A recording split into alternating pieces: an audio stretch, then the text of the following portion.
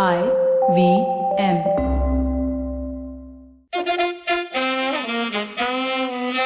कृपया ध्यान दीजिए, the language used on the podcast may not be fit for consumption. We warn you, tread carefully. But listen yaar, don't be so conservative.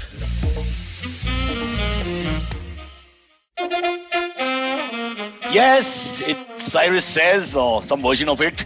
We've lost interest in the program, but we never lose interest in our guests who will come up in a few seconds.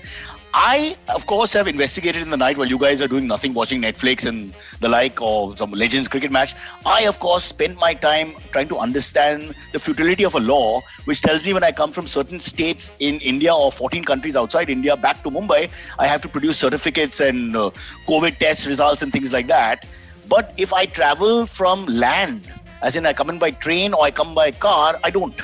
So what the authorities are telling us is, if you go from Ahmedabad to Mumbai by plane, please show us a test in the last 72 hours to show you're COVID negative. But if you come by train or by car or by bike or whatever, no problem, it's fine. So COVID can only be given through high air areas where basically planes fly, and you can't get it on normal terrestrial sort of situation. This is an eye-opener for me. So everybody, don't worry. If you're in a train, if you're just walking, if you're going by a handcart or whatever, you're fine. Just don't take a plane. All the COVID is possible only through plane transfer. That's my point for the day.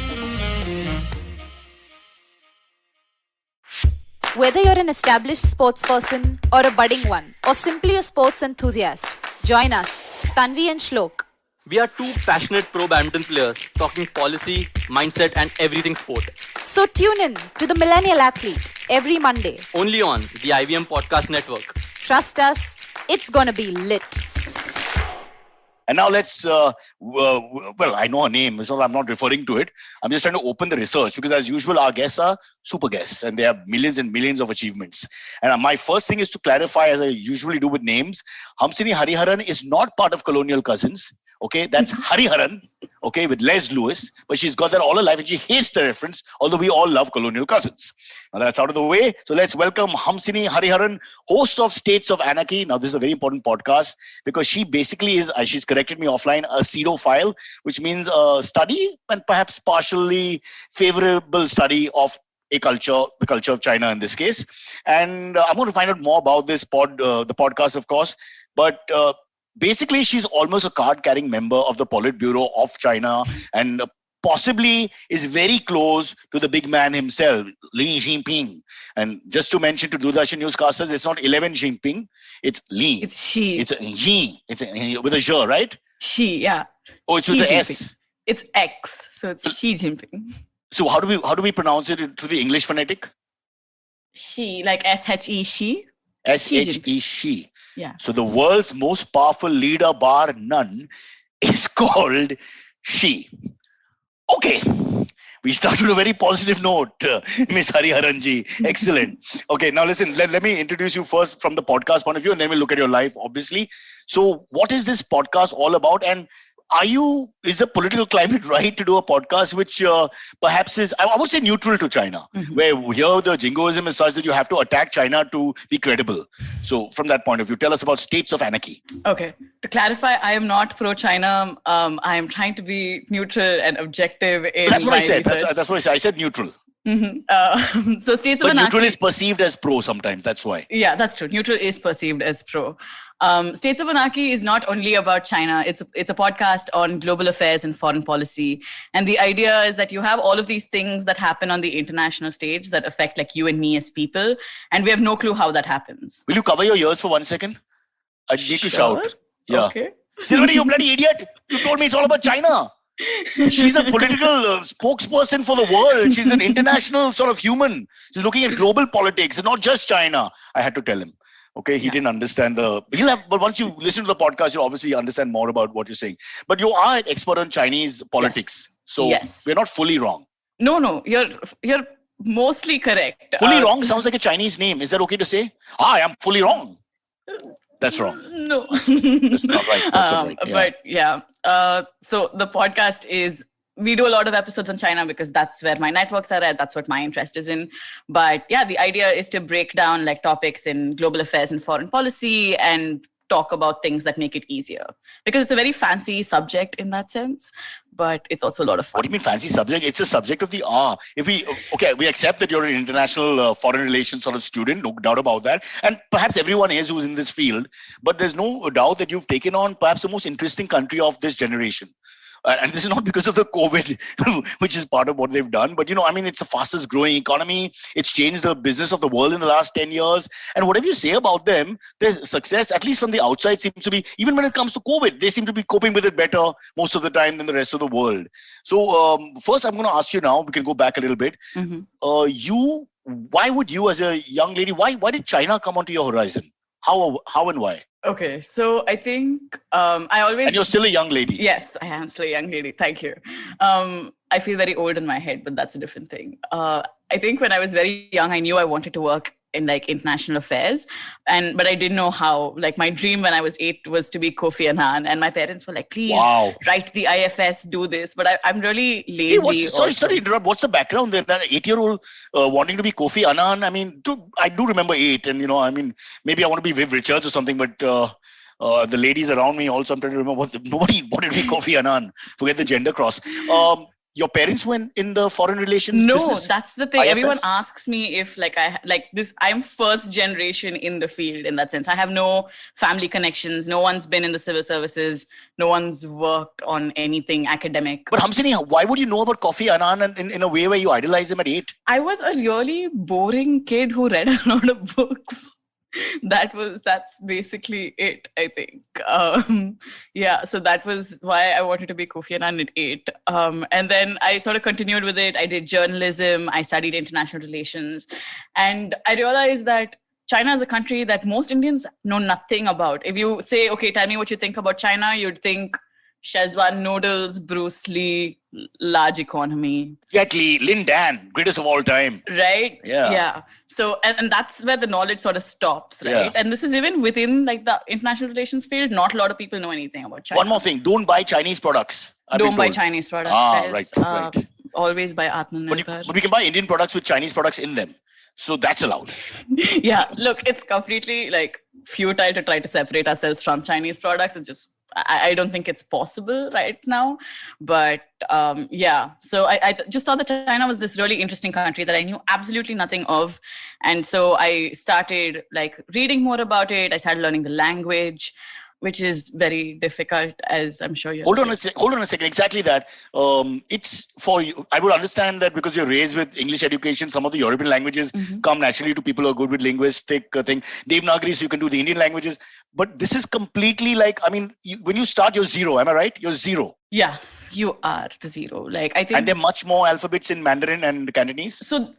they have building blocks, and every character, in a sense, every word is a character. And so after a point, you're just mixing and matching different characters to sort of build blocks of words. So it's a lot of fun, but it's also very difficult. So the very language needs you to be a little athletic intellectually, in a sense. Yeah. So for example, right, you can say the word ma, M-A, 4 different times, because every word has 4 tones, right? So if you say mama, it means mother. But if you say ma, it means horse. So... your mother and a horse can be mistaken for each other, which amongst the Parsis does happen from time to time. With your apologies. Yes. Yeah. So ma and ma. What was the inference difference? I didn't get it. So one is a high tone, you're singing ah. The other falls. So I do it. Yeah, I do a terrible job at explaining this also because my mind. But can you do the practical usage? Then maybe we can understand. Sure. Okay. So actually, we use tones in everything, right? So suppose you're saying we, huh? We do. Indian government is listening. So suppose I'm saying the word dude, right? So if I'm dude, right? I'm really happy, so I'm singing it. But if I'm very pissed off and I go, dude, right? So there's an inflection. Correct. Or if I'm very tired, I'm dude, why? So the same thing happens with every single word in Chinese. What are you saying? Yeah. So it's a little difficult. So if you're deaf and dumb, with due respect, it'll be really tough. How do you get the inflection? I have no clue, honestly, how people who How are do you translate? So many mistakes in diplomacy is because the people are, have a sense issue. That's what I think. Yeah. Also, I think like on a practical level, most people don't read Chinese in this country. So if they want knowledge, they just depend on like American sources or European sources, which are great. But it just means that like India doesn't have any frameworks to understand China. But there's this whole theory that Xi Jinping has pushed education, that is Chinese education, across the world. And then in all pockets of the world, especially the known world that we relate to, there's always going to be Chinese schools as they push their culture. Is that just jingoism again and fear of Red China? I think it's not just like Xi. I think like there's been an expansion in teaching Chinese, but I think there's also a real demand for it. Like within India, when I started studying Chinese, there were like 2 schools where you could study. And now you have this whole host of places that are teaching not only English to Chinese, but like Hindi to Chinese or Tamil to Chinese, right? So there is a demand for it, even in India, because I think we know like what's profitable, like irrespective of which class you come from or background you come from. Wow, it makes sense actually, because China is so dominant that how would you hinder your prospects to get a job to actually be able to speak Mandarin, or which is the more universal language? Mandarin, yeah. So you have like standard Mandarin. They don't call like the local languages dialects, but if you go there, it's as different as like Kannada, Tamil. Or... Are you kidding? Serious? Yeah. Because you can't like everyone will to an extent speak Mandarin, but like it will really like the accent will change, the language changes, so that can get difficult. So what do you speak? What did you learn finally? So I'm learning Mandarin, like standard Mandarin, because it's like so everyone writes in standard Mandarin. The written is the same across, but the speaking changes. So sorry. So you were in college and then you started taking these courses. How did you land up at the University of Peking? Is it? Yeah. So Peking University. So I worked for a couple of years in India in think tanks, and I was just researching. What is a think tank? I looked at your research and I thought it sounded like clothes. Check out my think tank. I don't know. Maybe I'm wrong. A think tank is like this fancy research organization where people like think big ideas and like ideate and provide policy recommendations and things. So essentially, but why would they give it an obvious title? It's like calling a skinny guy skinny. I always find that very boring and unimaginative. Yeah, that's true. I haven't honestly. You should think about that when they do the think tank. Let's call it Arthur. That makes sense. It's so bizarre. Then I'd be interested. I work at an Arthur. So you work at an Arthur, but you're obviously your intellectual capacity being what it is, you wanted more. This wasn't enough for you. Yeah, I mean, I figured that like you can't really do research on China if you're sitting in Bangalore all your life, right? Like how much will in Delhi, definitely not. In Delhi, definitely not. And most people in India do this. Like they don't go to China, like they don't learn the language. They just like read things online and are able to do research. And I just think like we owe ourselves better policy than doing that. So I really wanted to go to China. And then I got the scholarship to go there to sort of like study and work in China for 2 years. This is in Beijing? This is in Beijing. So this is at Peking University. So Peking is the old English name or whatever, right? Yeah. So Peking, Beijing is the same thing. It used to be. But why do they keep the Peking? I thought they have the same name thing that we have of renaming and removing the imperialism. Yeah. So Peking was technically like, it used to be, I guess it's like an imperialist thing where how they used to call Chennai Madras, right? Correct. Like some people still call it Madras, it's fine. So the university is still only you damn Rams and me. Everybody else says Chennai. Yeah. So I went to Peking University and it was great. But the problem was after 6 months, the pandemic struck. So I had to leave all of my stuff. I came back with like a 2-week suitcase because I assumed I was going to go back by like February last year. And it is now March 21. So I am still in India. But you are doing your classes online, obviously, no? So classes are all done. I'm finishing my thesis today. Wow. Yeah. So you're going to be a doctor? No. So the doctorship is the next stage. So I'm doing my second master's. Why would you do a second master's? That sounds like a Bawa again. My name is Master. I have a few like that. Yeah. I think from now on, that's going to be my new Twitter bio, Master. Yeah. Yeah. So I just felt like I was very unprepared to work on China or to do a PhD, to be honest. I felt like I didn't know anything. And that hasn't changed, to be honest. But... See, we're being funny here, Hamsini or whatever, joking about it. But obviously you can't research a subject, live a subject, go to that country without really sort of enjoying it. It's just, I don't think it's possible for anyone. I mean, whatever you say about a scientist studying molecular, cellular development or whatever, the guy has to have some passion about it. So obviously you really and I'm saying this Mhm. not in a way that the government should interfere and revoke your passport, but you do enjoy Chinese culture because we only get one side about China. Yeah. So maybe you could help us hear the better side of China. Sure. I think what a lot of people in India don't know is that Indians and Chinese are extremely alike. Like we have the same types of parents who push us to do things that we Oh, I don't thought you want meant to. corruption. I was so disappointed. Yeah. That too. The tiger mom. There's a whole Tiger thing Mom, with that. Yeah. definitely. And since it's like Women's Day week, Yeah. one of the things that China does really well is get a lot of women in the workforce. So like compared to ours, they have, I think, like 60-70% of women in the workforce. So you see women Is doing that everything. real? Is that true? Yeah, you see women like on trains, in ticket booths, doing all the service things that you'd see men So in for. government jobs, more than 50% are with women. Not just government jobs, all jobs. I thought all jobs are government jobs in China. No. Please correct us. We don't know. This is a dark continent for us. No, all jobs are not government jobs in China. Now, like since the 1980s, you have a lot more like private enterprise. So you have like a lot of private companies. So all jobs are not government jobs. So what about these myths? Are they myths of people who I hear stories about from people who've gone there for short time saying that they're not very friendly and all that. Could it just be the language thing? Is it true? Is it untrue? You would probably give us a proper answer because you actually live the life there, not a weekend. Yeah, I think you have the whole gamut of people, and there were a lot of people who were very friendly, particularly if I was wearing something like colorful, and I'm Indian, so I always wear something colorful. So you talk about Chinese men who find you attractive. Let's leave them aside. Let's talk about general public. No, I'm talking Because about that's like, just men misbehaving.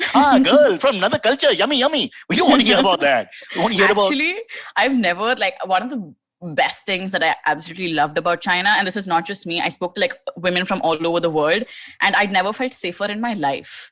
Like I could walk down the street at 2 a.m., go to my grocery store without looking up from my phone. So they don't like women? No, I'm They just don't kidding. care. I'm just kidding. Yeah. Because this is not Gurgaon where I grew up. Huh? Yeah, so this is exactly, and it was very like new for me because I was so used to like constantly being spatially aware in India, Correct. which I still am. And over there, it was nice to just like not care for a bit about like people not watching you. But you were saying, what do we have in common? This is what we have not in common. Not in common. What do we have in common? So, this is a really funny thing that I always enjoy like thinking about. But you know how we have like class of field sections for matrimony in India, right? In China, they do this thing called marriage markets, where like you take your kid's bio, you put it on an umbrella, and then you take the umbrella to a park, and you sit there with lots of other parents who are doing the same. But is it raining? And they'll be like, no, it's just a marriage market. So you Raining can go men. there, you Yeah. can look at this boy's bio or girl's bio, scan their WeChat QR code, and then get in touch with them. But why use the umbrella? Why not just go online? I have no clue. I think umbrellas because they're like temporary installations. But there must be something behind that. That's really... So it's all...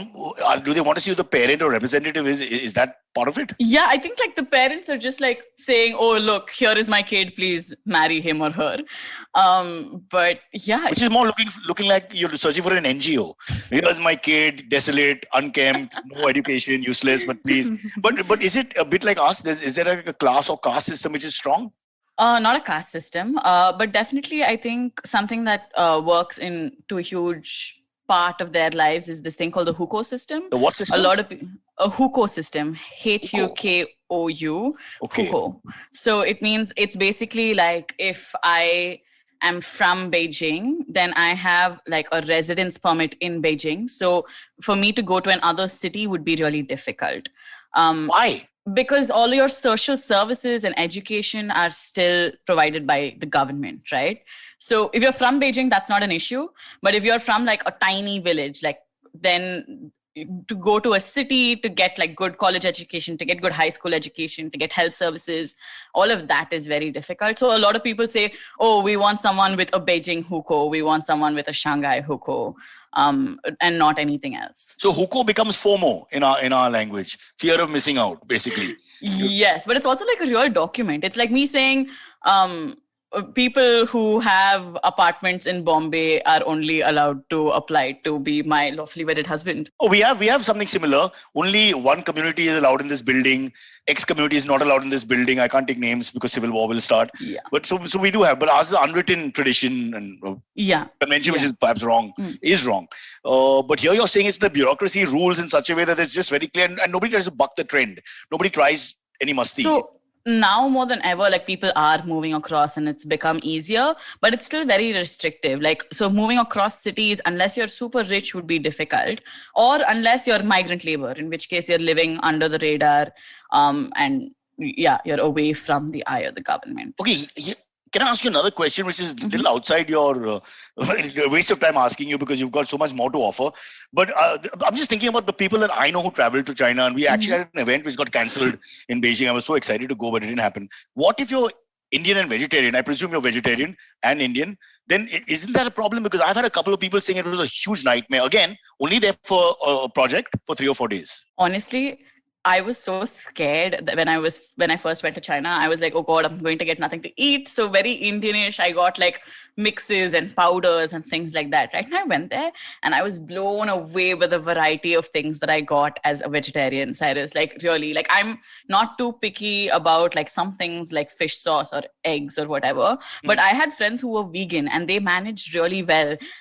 And this is not just me eating like one thing every single day. I had like a variety of shit that I could eat every single day. But if you went to a normal restaurant, middle line restaurant, you could eat in peace, or you would have somebody will have to help you. And you'll have to. So the problem is all the menus are mostly in Chinese. So you'll have to know what to order. But if you can figure that out and you tell them that you don't eat meat or fish or whatever, and you eat only vegetarian stuff, like they'll be able to make it for you. Like that's always been my case. I went backpacking a couple of times last year and it was very easy for me to get food like in rural areas. So Google Translate is important, is what you're saying, wherever you go. Yes, or WeChat Translate. Exactly, because you're not the norm. You've gone and studied the language. I'm talking about if we land up there for 3 or 4 days. People should know. My like language wasn't even when I went. Like I did very basic Mandarin when I went, and it was only after I lived there and I did like intensive Mandarin that it's gotten slightly better now. I'm not going to say it's great.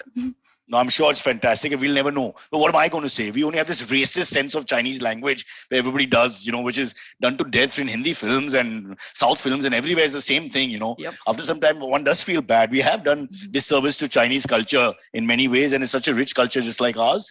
But you're probably the only Indian right now who's looking at peace. So, or at least openly looking for peace. Honestly, tell us, the two countries have a lot more in common. You actually think we could get along, right? Yes. Actually, this is a new project that I'm working on with two of my friends, Salmya Ashok and Rhea Luo. And what we're trying to do is find stories of China in India which exist. There are like, you won't honestly think about it, but wherever I go, I think because people, whenever they hear that I'm working on China, they'll be like, oh, like my father does this business where he exports cocoa peat to China, or like I have an uncle who does this, or oh, I know someone who runs this restaurant that does these things. And so I find like stories of China that crop up in India every single day, and it's very, very interesting for me. So we're thinking of doing a new podcast on that. And I've been told that the martial arts itself comes from India actually and was taken from here. So I think on one hand, we like to think that everything comes from India, yes, yeah. Right? But there is like this legend about like the first Shaolin monk came from India and then he trained people. I don't think anyone thinks of like Kung Fu. But there's a name, there's an Indian name. I think it's a Tamil name if I'm not mistaken, right outside the monastery, one of the famous monasteries. I think you're thinking of like Bodhidharma. But that would be to do with the Buddha. I'm saying there's a name, a very Indian sounding name, which maybe we're wrong, which is there, and they preserve the name, and they there's a lot of respect for that origin, the pioneer.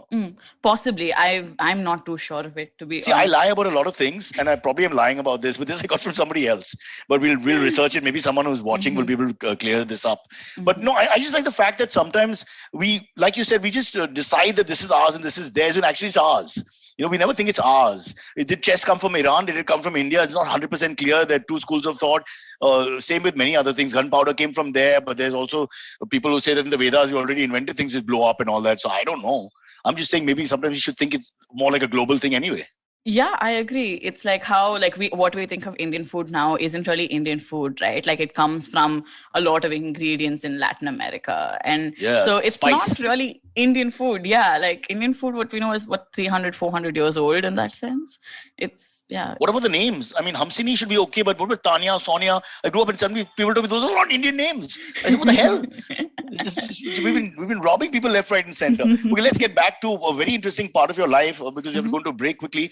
Is that you also went to, or rather, you attended international forums in USA, Poland, Australia, Indonesia, amongst others.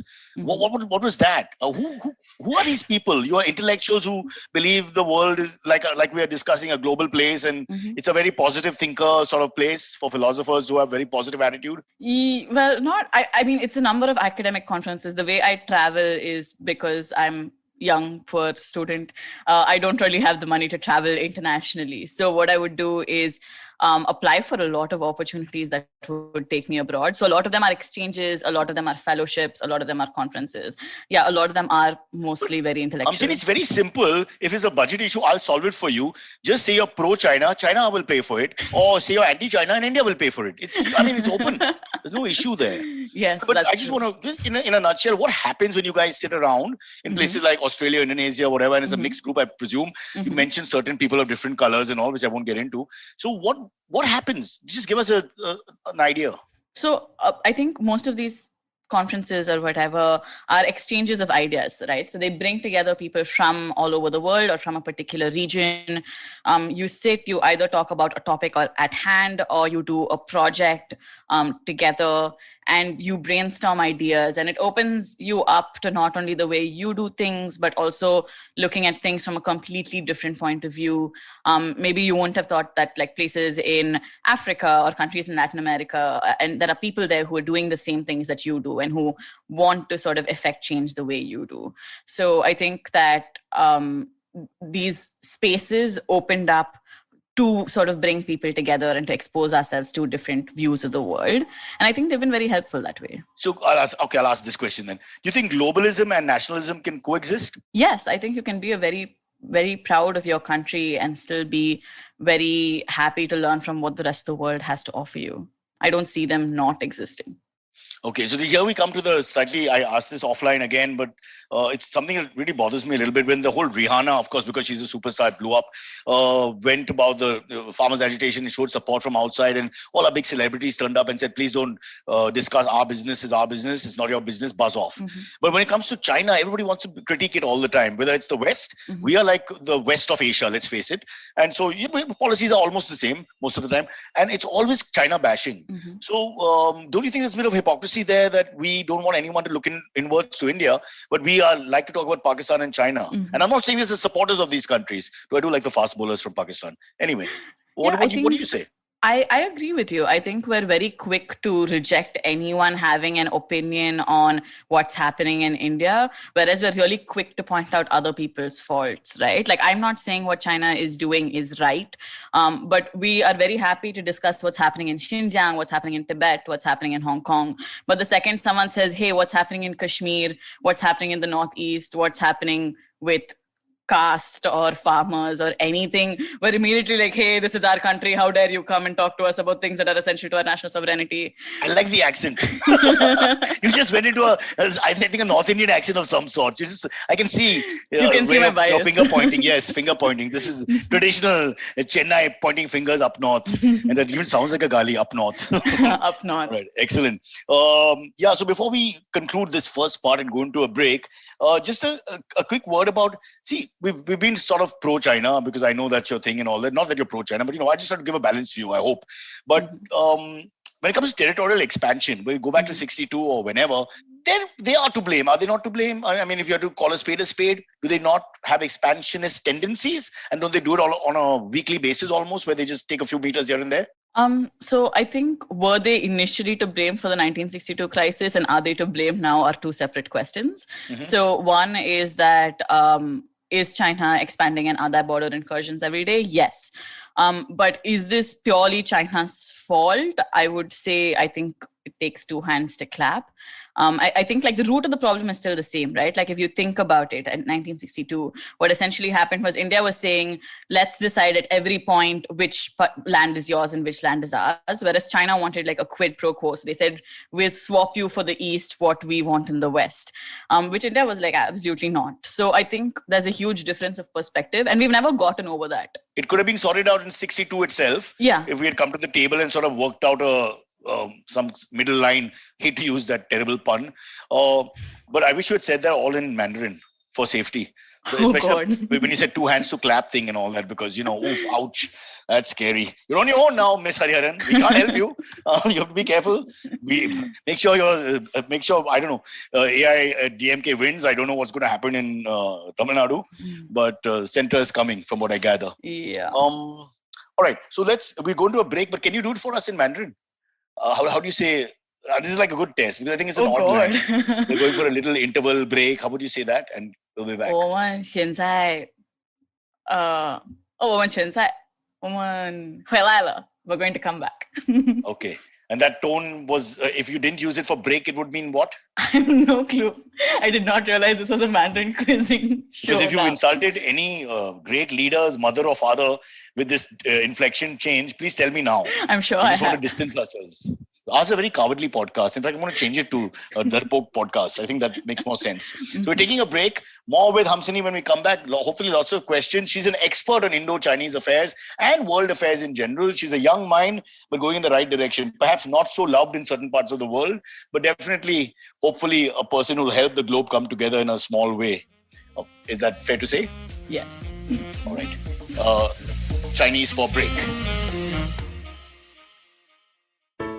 Hello, everybody. Welcome to another great week on the IVM Podcast Network. If you aren't following us on social media, please do. We're IVM Podcast on Twitter, Facebook, and Instagram. Would like to thank the sponsors on the network this week, CET. We really do appreciate your support. We have a new show on the network. It's called The Fighting Goat. And if you love fighting sports, tune in every Wednesday with hosts Arjun and Somesh. They also featured, by the way, on Cyrus Says this week, where the three fitness freaks bonded over their love for TV sports and sports in general. Tune in to This Round Is On Me, where Gauri celebrated her 25th anniversary with Kavita Rajwade, who is my co-founder at the IVM Podcast Network. They give us details about how this show was curated, and they talk about podcasts in general. On The Habit Coach, Ashton highlighted our addiction to screens, how we are glued to either a big laptop screen or a small mobile screen all day. He shared some tips on how to rectify this unhealthy lifestyle. On All Things Policy, Anirudh Kanisetti spoke to Pratik Vakre and Rohan Sheth about the new internet guidelines that were issued by the Government of India recently and their impact on content creators and platforms. On the Filter Coffee podcast, Karthik invited Vivek Ram, who is a celebrated animation artist. They chatted about his stint with animation and starting his own studio called Vanar Sena, bringing to life stories from ancient India and his scriptures with animation as his vehicle. We had Dhanya Rajendran, the editor of the News Minute, on the Note with Maruk Inayat. It was a deep dive into the digital newsroom and the upkeep of truth in a fake news pandemic. And with that, let's get you back to your show. Follow me at Instagram and Twitter on Bored Brocha. I'm so bored, I need your help. I need your love. I need your touch. Okay, just follow me. And we're back. Silvery is joining us as we speak. Hamsini is still here. Hi, good morning. Hey, good morning. Silvery, you've been to China, right? No, I haven't. But you've been to China Valley for food. I've seen you there. I have. Absolutely. There you go. You know China Valley in Powai? The restaurant? China Valley is everywhere. I mean, China Valley is everywhere. What's wrong with you, bro? I just thought The you were the Chinese are particular coming. one I go Yeah, to. no. Yeah. You're very touchy about Powai. You don't want to share. I do. I was shooting something there. I tried to call you. You didn't take the phone. And then you called me on the drive back. And it was always a pop. Yeah, exactly. I was trying to avoid you, Cyrus. You were, and rightly so. After hearing the first half of the podcast, definitely so. But we have with us someone who is taking on many governments as we speak. Yes. Hamsini. Trying to give a more balanced view about what I think we're just too emotive as Indians now all the time. We react too emotionally. It's okay during a cricket match, but otherwise I think we need to tone it down. Do we have AMA questions or would you like to ask her anything? No, we have tons of very interesting AMAs. Okay, Hamsini, now this is not from us. Huh? This is voices. We're not doctoring it or whatever. So whatever you hear, you hear. I think also some of Hansini's friends and family are joining us on the chat. Because they're like, my girl's killing it. Hannah Sudhakar says, my girl's killing it. Gunjan Menon is, wow, Hamsini, big fan of States of Anarchy. You're awesome. Well done. Sumati Hariharan is so proud of my girl. Proud of you, my girl. So thank you so much for joining us, guys. We have a few very interesting AMAs about foreign policy for Hamsini. But before that, there's one for Cyrus. This one is from Mayur Yole. He says, love Cyrus and even more what he says. And love even more what he says. My question to Cyrus is, when will Corona go away? And what color underwear is Cyrus wearing today? Okay. I'll be honest, I've started, because I just don't like washing clothes. Not that I do it myself. I just wear the underwear the reverse way on day 2. It's an old practice, not Chinese or Indian. As far as I know, the Harappa civilization talked about it, but there is no proof yet that people have done it before. But for what it's green and grey stripes. I mean, you look like a prisoner in Yerawada or something if you wear it and nothing else. But what was the other part of this question? The underwear and when will Corona go away? COVID. Yeah, when will Corona go away? Yeah, so I'll give you a date. It'll be May 7th at 11:30 Wednesday. Maybe 11:35, but definitely 11:35. So you can hold me to it. What kind of question is that, bro? How are we going to answer it? For me, after 3 days of that lockdown in March last year, I said enough. And I declared it over. And I wandered around maskless. And I taunted and teased the police and BMC officials. I've learned many ways to irritate them. One is to never carry money, so they can't find you because nobody takes you in and spends half a day with you. So that's my gift to India. Go ahead, never carry money on you and you'll be safe. Yeah. Do you not wear masks at all? In and out? No, I wear it when people are around because you have to, yeah. But I don't see Yeah. the point of it. I don't know whether what. After I've been everywhere. I've shot at Amazon with Netflix. We are normal shoot. I've been out of the country. I've been out of the cities. So I just give up after some time because there's so many people around. What are you going to do? I think it's just a test of immunity after some time. Nothing else. So the only thing is you don't want to give someone else so that you don't feel bad. I don't actually feel bad, but you want to pretend you don't feel bad. So in that sense, if people are passing, I keep it on my hand a lot. I like it. It feels like a forearm guard when you're batting. So I just keep it. I just rip it off when someone's coming and put it on quickly. Okay. Yeah. The other thing is carry a mask with one torn. Then you can just show the guy, look, abhi toot gaya, main kya karega? That kind of thing. The helplessness, the majboori, as we say in Hindi, that is very important. I have that face. I always look helpless. Yeah. So it normally works. This is some great jugaad Hamsini is to not wear impressed masks. because she's from China, where you make one step wrong, you're fined 100 yen, and then after that you're Yuan. Never heard of from again. And then are you? Yes, yeah. No, actually, very Is that true? interestingly. No, mask wearing is more like a social phenomenon where, like, if you wear a mask, it shows that you care about the community around you. Yeah. So, Exactly. Cyrus, you don't care about the community around you. I've never liked human beings. I don't know if you've studied Thomas Hobbes, but I believe his lines about selfish, egoistic, cruel, and acquisitive, that's the male of the world. So what is good in that? Tell me. Selfish, egoistic, Nasty shot. exactly, all that. I'm going to get into the physical side of that. Offline, you've already attacked 2 races. That leaves us with just 1 or 2. So I'm very worried, really. But we didn't share that with our listeners, thank God. Let's get to the AMAs. Yeah. The first one for Hamsini comes in from Madhu Mahadevan. He says, very interesting experiences, Hamsini. Thanks for sharing. Could you talk to us a little about the leftover women in China? The what? Sure. Leftover women. So I think it's a phrase used for single women who are in like their 30s or 20s. Something like that. 30s. It's called leftover women. Yeah. My So ways in God. which China and India are similar, Cyrus, are My friend Kunal is 55 without a woman for the last 20 years. What do we call him? Oh, gay. Which is okay. It's acceptable. No, I'm kidding. Yeah.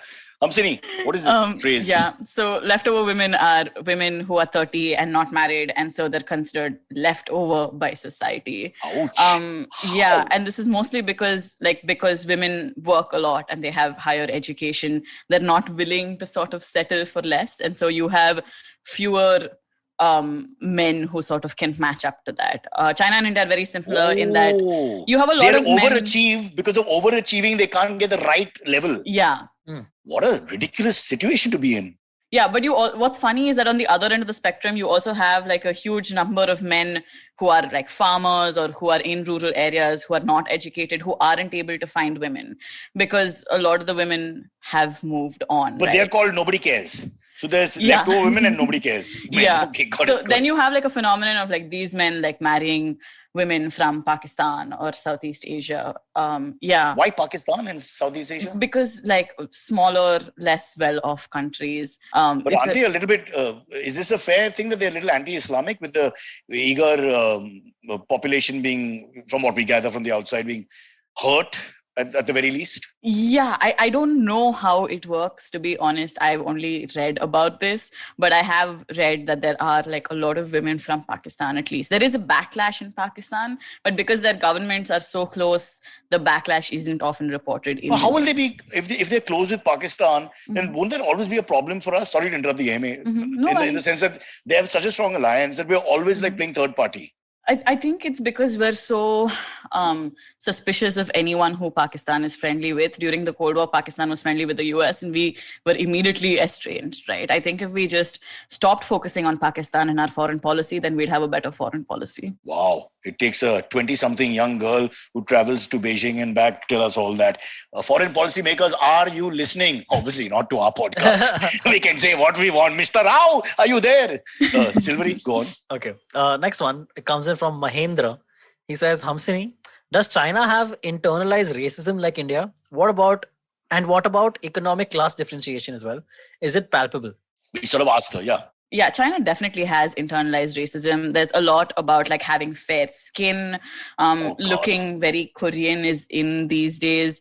But I think there is a huge backlash against people who are darker in that sense.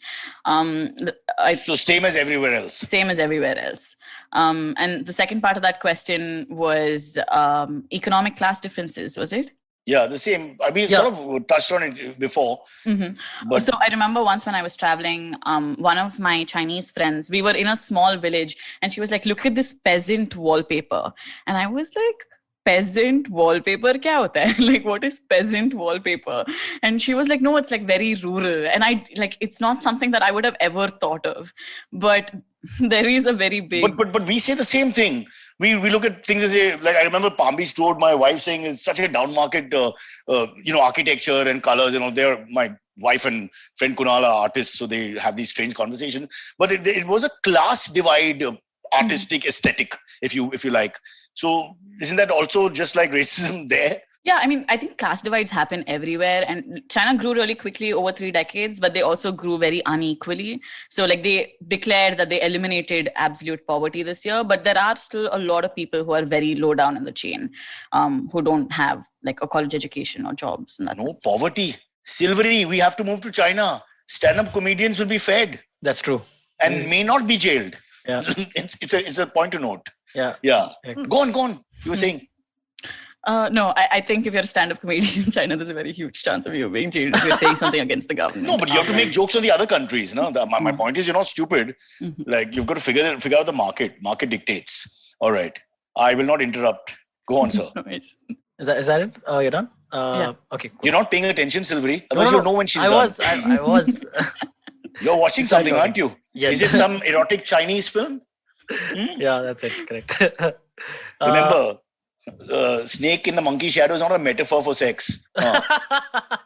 Okay. Go on. Next one comes from Manaswini Hariharan. Hi, Manaswini. Is that a relative, you think? That's my sister. Yeah, makes sense. Wow. Hamsini, Manaswini, you see. Why can't she just text you later? I don't know. All right. Manaswini asks, after COVID-19, there are even more unfavorable views on China. What's China doing to address this narrative? That is true. That's a huge PR bashing, is it not? It is a huge PR bashing. In a lot of countries, that's why they call it like the China virus or the Wuhan virus. Donald Trump, the great humanitarian. Yes, of course, the great humanitarian. And I think what China is doing on one hand is like sending vaccines to countries across the world. Like vaccine diplomacy is a huge thing. They're doing it on a much bigger scale than what India is doing right now. And also because they had to test. But in a sense, they should feel guilty. Hamsini, I mean, if it originated in India, then the buck would stop with us to an extent. Yes or no? True. But I think that like they have taken it very deeply because of like the number of like hate crimes against like Asian Americans and Chinese people in particular across the world has been really bad. I was actually reading a study about like how a lot of Asian Americans are afraid to go to school, and so the enrollment rate slightly dipped this year. I can imagine little sledging and all will 100% happen. Particularly in India, right? Like anyone who looks slightly from the Northeast also gets like reviled and like so much to be proud of in this country. Yeah, so much, right? So I think like vaccine diplomacy is something that they're definitely doing. The other thing is that they're trying to counter this narrative that like China was at fault for this, and this is contentious, but they're trying to say, oh, this could have originated anywhere, right? It's a zoonotic virus and this happens not here. Or there's another, like the more extreme version of that is to say that, like an American lab developed this virus and then they sneaked it into China. We heard all those counter theories and counter conspiracy. But at the end of the day, what do you think? Do you think that there was some engineering going on, or do you think it's an organic, natural situation with bats? I don't know about with bats, but I think that wet markets have been problematic and they haven't been regulated at all. So it is very highly possible that it originated there, because that's how SARS also originated. But what I also believe, honestly, is that it doesn't matter where it originated. It doesn't matter where Zika or Ebola or Nipah originated. There's no finger pointing. Yeah, it doesn't take us anywhere. True. Silverman? Yes, sir. Yeah. Next one comes in from Aditya Prabhakar. This was Cyrus. He says, "Hi Cyrus, I grew my hair over the past year, and now my hair is wavier, thicker, and shinier than my wife's. She was very vocal about cutting my hair initially, but now doesn't say anything. What should I do?" No. I remember on Loveline, we got a similar question. It sounds flippant and silly, but when you enter the territory of another person, you got to be a little careful, especially when you're living together, because you're invading the space which is theirs. It's again the possession, acquisitive nature of the person. But the truth is, we are like that. I would not go. My wife is not very into beauty products. She's naturally beautiful. Hold for camera. But I would not decide which shampoos and conditioners and all to buy and make a fool of myself and try to be competitive about it. I think you're asking for trouble. Also, generally, no matter how shiny his hair is, will he really beat a woman's shock of hair? I mean, over a period of time, difficult to see. But if he does, I think he's asking for trouble. Better to have an affair. You can say sorry and move on. But what are you going to do? The pictures will stay forever of the hair. You looking better in the family pictures. You looking better in the holiday. You looking more beautiful, with the fan blowing your hair. And hers, she's behind the fan because you've kept her there for the picture.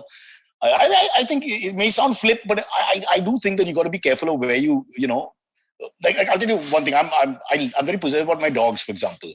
I don't like people walking my dogs. It irritates me if a helper walks the dog or somebody else walks the dog. I don't even like the family members growing up. I used to get irritated by that. So I think we are strange that way. You need to respect the space of the spouse. I would say you live in China, she lives in India, perfect relationship. But Hamsini, you're not married, right? No. Would you marry a Chinese gentleman? Is it possible? Yes, if he asked. That's all it takes. That's all it takes. Oh my God. Hamsini, your relatives are going to be online for the next half an hour. Yes, be ready to be flooded by What please the don't hell? marry. If he asks, that's all it. I mean, come on. Some standards, yeah. Look at your intellectual property is a lot. You can't throw it away. True, but look at the standards that I have for Indian men. Therefore, So will you be called back to Chennai to look at a prospective double MBA, IT Oh, that's superstar? already happening. Please, boy. that's already happening. But with your love for China, the fact is, it looks like you will have one leg in each world. Yes. Right? And at least for the next few years, and maybe more. A man will have to adjust to that. Obviously, because if a man was living in China, I won't get the question. No. Yeah, there's God. This world has not progressed at all, honestly. Sorry, Selvi, do you have time? Can we do one more? Yeah, we can do. We got a couple of great ones I think we should get to. Abhay Ghosh asks, hello Hamsini, hope you've gotten used to Baidu. Maybe this is controversial, but can you talk about Taiwan openly, for example, with your Chinese friends? Or are you skeptical about this? What a question. That's actually very interesting. I think with really close Chinese friends, I'm happy to talk politics with, and they're happy to talk politics with.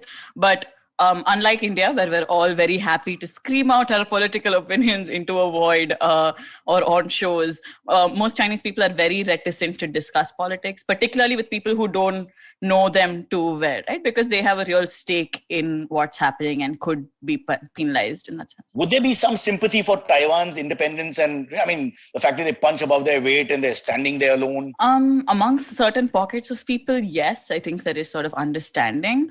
But I think around the majority of people, I would say no. I think that Taiwan is still seen as sort of like a historical, how we see Pakistan occupied Kashmir. We better not. We better not point fingers. Let's stay out of this one. Yeah, fair enough. Silvi, last one. Next one comes in from Madhu Mahadevan. He already asked one question before, but this is the second one from him. He says, what are your thoughts about the Chinese government surveilling their citizens? For example, this feels like the government is encroaching on free will, almost like Black Mirror. When you were in China, do you think China has a profile on you? And does that concern you? Oh, China definitely has a profile on me. I think I already have WeChat and Alibaba and a bunch of apps. So, but you're a good advert for China. You're very positive about the country. You're not very critical at all. Yeah, I mean, I'm not critical on this show because we're talking very like superficially, but I think like if we got mean. into like no, not like in that sense, but I mean like we don't have. Let's walk out.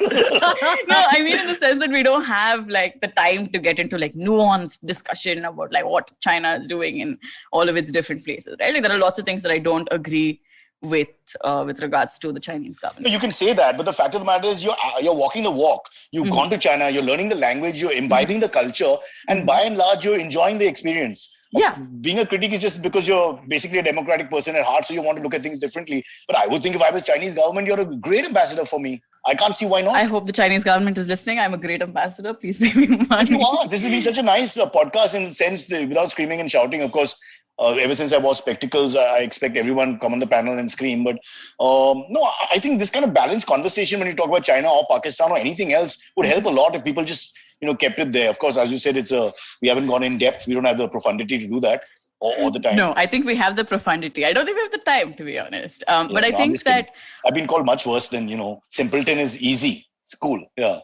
No, I think the Chinese government would prefer someone who still like took their line on a lot more things than I do. And I don't that's think too much. You can't be brainwashed completely because no one's going to buy it. Yeah. And I think you're perfect. If I was them, the fact that you're right in the middle there and you're saying, okay, I like this and I don't like that. But the fact that you are there tells the story. That means that you actually enjoy the culture. Yes, I really do. And I think so they definitely do have a file on me. Whether or not they choose to offer me a job in question is a different thing. Just be careful then about which vaccine they give you. Because they'll say vaccine, wink, wink, nudge, nudge. And next thing we know, you've got a beard and, you're working there with the uniform. Yeah. But by the way, that whole one-child thing worked well for them. But is it still there? Aspects. It's not there. It's not there anymore. But there are a lot of women particularly who talk about, hey, wonderful that you want us to now have more than one child. Who is going to take care of this extra child? Because cannot be me. It's a lot of work for women, right? Like if you have more than one child. Is Jinping liked? What would you say? I think so. I think a lot of people really like him as a leader, and he's very similar to Modi ji. Okay, all right. Alpha male kind of thing. I get that. That seems to be people, especially during COVID or whatever. People want a strong force. Yeah. They don't care so much about their democratic rights for some reason. I'm the only one who's fighting about masks and told to go inside and outside, curfew and purview. Anyway, all right. Silvery, is that a wrap up or is there some last one? We have one which has just come in, which is pretty good, I think. Okay. This one comes in from Rohit Pillai. He says, what are your thoughts on China not having an open media or not sharing information with other countries, especially with the whole coronavirus numbers thing? Yeah, I think that's pretty terrible. I think China does really badly after such a nice tribute. Go on. No, I think China does really badly on transparency. And I think the reason that they do that is that they're afraid that they're going to get even more blame if sort of numbers and things come up. And I think that's an inherent problem. So they're lying? Are they lying? I don't know, honestly. Or they're not telling you everything? They're not telling you everything, I think is fair. So, for example, one of the things that I think the New York Times or one of these newspapers did last year is that you got an official death count from Wuhan, right? Which was, I think, 3,000, 5,000 people. And then after the lockdown was lifted, one of these reporters went to all the mortuaries in the city and she saw lines of people standing to get urns. And so she calculated that the number of urns after the lockdown lifted was 10 times that number. So it's a good proxy to tell you how many people actually died during that time, right? So we don't know what the numbers are. I mean, now things are much better. China's mostly back to normal. But at the peak of it, we don't know what the numbers are. And I don't think we will. When will you go back then if things are better? If things are better, if flights resume, then the second things get better. But I don't think that's going to happen anytime soon. People listening, that's basically because I think Hamsini is worried that they'll marry her off here. We've got our own China in Chennai going on where, if she doesn't go back, she'll lose her independence. So we have to be a little careful. We don't want to be party to that. But I think honestly, it's been a great podcast. I'm not trying to, just fakely praise you by any means. I just think you have a wonderful life. So interesting. And who does that? You come from, urban India and then you go to China and you explore it and then, want to stay with it. What do you think, Silvery? Look at your life and mine. It's with due respect, what do we do? Nothing, yeah. I know. I feel very like such an underachiever. Yeah. I mean, you've not even gone back to Punjab to get China. What kind of guy Yeah. are you? Damn it. I could have left my stuff in Punjab this entire lockdown, but I didn't. You When could he have. did. Really? Think properly, brother. Think properly. No, Okay. Thank you, Cyrus. I had a lot of fun. Thanks so This much. was Yeah. very Okay, enjoyable. you can bitch about us later. We don't mind. And just speak in Mandarin. What do we know? Yeah. Oh, one last question. Do they speak any Hindi or Tamil, or do you think they pick up our languages? Because that's the best way to infiltrate I actually us. have a friend in Bangalore who's learning Tamil. Yeah. So, and I know like some students in pockets who are learning like Hindi and Tamil. But yeah, I know. Because there's this great fear of China taking over from within, and that to do that you have to assimilate. So I don't know. I think it's all conspiracies, but sometimes you get a little worried. Not just India. I'm looking at the European countries as well, where those other people come from that you mentioned offline. Mhm. Yeah. Yeah, I think very few people though. Like I think there are a lot of people who are still learning English, but very few. So these learning. conspiracy theories are all nonsense. as far All as you're concerned. nonsense. Stop reading WhatsApp things, Cyrus. Last question. Favorite Chinese dish? I have so many. Jianbing. Jianbing is this like wrap thing. And it's made like a dosa, but with like a different eggish batter. And then they put like veggies and meat and like a cracker that's super crispy. And then you like eat it like a roll. It's amazing. And I'm craving it so much. And I haven't found a single restaurant in India that has it. So it's almost like a dosa with thicker sort of quantity. Think of it like a roll. Like it's like a roll. It's really, really nice. Wow. It's called a jianbing. Champagne. I thought it was the premier, but now he's a roll. Fair enough. Okay, listen, this has been great. Thank you so much. I am booking my ticket to Beijing the moment this COVID thing lifts. And hopefully you'll be there and you'll help us see the sights from a neutral eye. Yes, that is the point of the show. Thanks, Iris. Bye. Bye. Bye, everyone. Have a good one. Okay, catch us on any of the podcasting apps, please. We beg you, we need you. Send us your questions on Twitter on Cyrus Says In, or you can email us, even if you're not female, on whatcyrussays@gmail.com.